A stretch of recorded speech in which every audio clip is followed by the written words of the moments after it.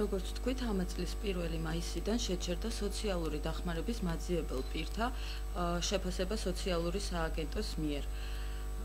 უკიდურესად გაჭირვებული ოჯახებისათვის ძალიან მნიშვნელოვანია სოციალური ბენეფიტის მიღება. ისინი იმყოფებიან უკიდურესად გაჭირვებულ გარემოში. ბუნებრივია დავინტერესდით ამის მიზეზით.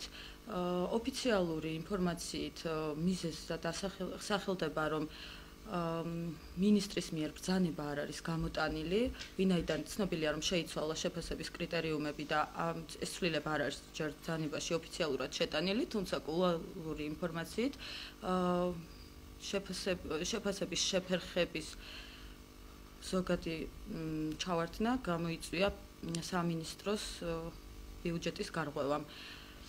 Საქსტატის ინფორმაციით, სოციალური დახმარების პროგრამის ერთიან მონაცემთა ბაზაში რეგისტრირებულია 2014 წელს, ანუ მთელი ერთი წლის განმავლობაში 522.459 ოჯახი. აქედან საარსებო მინიმუმის მიმღები ოჯახია 151.766 ოჯახი.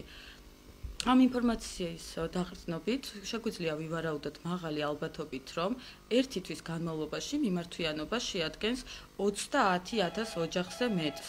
რთულ ვითარებას წარმოადგენს აღნიშნული საკითხი უსახლკარო მრავალშვილიანი ოჯახებისათვის და ბოლო ერთი თვის განმავლობაში ადგილი ჰქონდა უსახლკარო ოჯახებისთვის თავშესაფრის დაკარგვის არაერთ შემთხვევა დაფიქსირდა.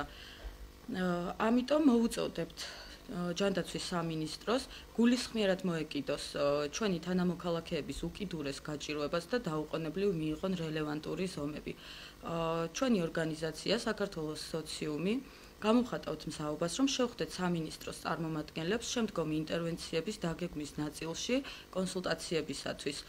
ასევე შეგახსენებთ, რომ არასამთავრობო ორგანიზაცია საქართველოს სოციუმის ხედვა და მიზნებია სოციალური კეთილდღეობის მიღწევაში მხარდაჭერა, სოციალური პოლიტიკის ფორმირების ხელშეწყობა და ქვეყნის სოციალურ-პოლიტიკურ ცხოვრებაში მოქალაქეების აქტიური ჩართულობის უზრუნველყოფა.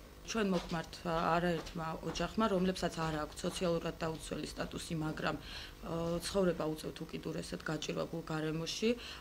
არიან მათ შორის, ვინც ჩვენ მოხმართ ოჯახები, რომლისთვისაც არ არის ხელმისაწვდომი ის ძირითადი საჭიროებები, როგორიც არის მაგალითად კვება ან მედიკამენტებით უზრუნველყოფა და უწევთ უკიდურესად გაჭირვებულ ყოფაში ცხოვრება. პრობლემები შეექმნებათ სოციალურ აგენტებსაც, ვინაიდან ცნობილი ფაქტია, რომ მათ ხელფასი ერიცხებათ შეფასებული ოჯახების რაოდენობის პირდაპირ პროპორციულად. გამოდის, რომ არა მარტო ის ოჯახები რჩებიან დახმარების გარეშე, არამედ დასაქმებული პირებიც რჩებიან ხელფასის გარეშე.